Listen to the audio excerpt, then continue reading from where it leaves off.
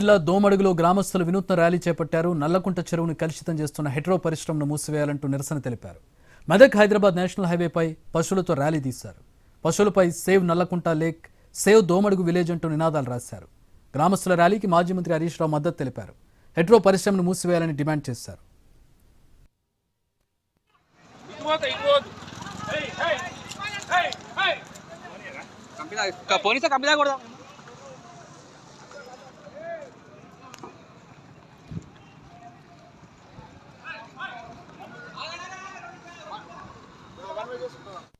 కూడా ప్రభుత్వం స్పందించడం లేదు.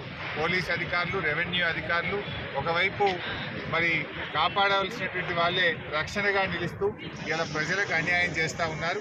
నేను కొండా సురేఖ మంత్రి గారిని కూడా కోరుతా ఉన్నా, తక్షణమే మీరే స్వయంగా ఈ చెరువును విజిట్ చేయాలని, మరి యాజమాన్యం మీద అదేవిధంగా అధికారుల మీద చర్యలు తీసుకోవాలని చెప్పి ప్రజల్ని కాపాడాలని చెప్పి నేను ప్రభుత్వాన్ని డిమాండ్ చేస్తున్నాను.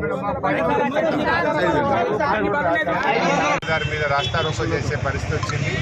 ఇప్పటికైనా వెంటనే కలెక్టర్ గారు జోక్యం చేసుకోవాలి. కాలుష్య